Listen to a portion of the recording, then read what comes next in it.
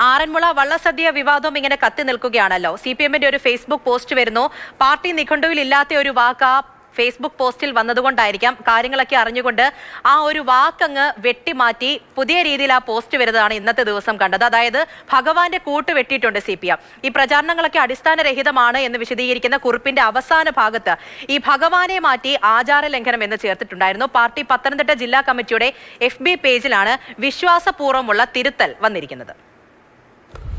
Party വിശ്വാസത്തിനെതിരല്ല എന്നതിനാൽ തന്നെ ഭഗവാനെ കൂടി കൂട്ടുപിടിച്ചായിരുന്നു വിശദീകരണക്കുറിപ്പ്. ആചാര ലംഘനം എന്നത് സംഘപരിവാർ മാധ്യമങ്ങളുടെ പ്രചാരണവേല എന്ന് സ്ഥാപിക്കാനായിരുന്നു CPM ശ്രമം. അവസാന വാചകമായി ഭഗവാന്റെ പേരിൽ കള്ളം പറഞ്ഞാൽ ഭഗവാൻ ഒരിക്കലും പൊറുക്കില്ല എന്നുകൂടി ചേർത്തു. ഭഗവാനെ കൂട്ടുപിടിച്ചുള്ള ഈ വിശദീകരണം പാർട്ടിയിൽ ചർച്ചയായി. ഇത് തിരിഞ്ഞുകുത്തുകയും ചെയ്തു. ഇതോടെയാണ് തിരുത്തൽ. മുൻപ് ഭഗവാനെ ഉൾപ്പെടുത്തിയ ഭാഗത്ത് ആചാരലംഘനവും ജനങ്ങളും പകരം സ്ഥാനം പിടിച്ചു.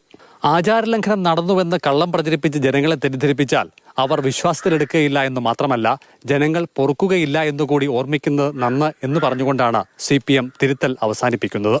തെറ്റുണ്ടെന്ന് വന്നാൽ തിരുത്തുക എന്നത് പാർട്ടി ലൈനാണെന്ന് CPM അനൌദ്യോഗികമായി വിശദീകരിക്കുന്നു.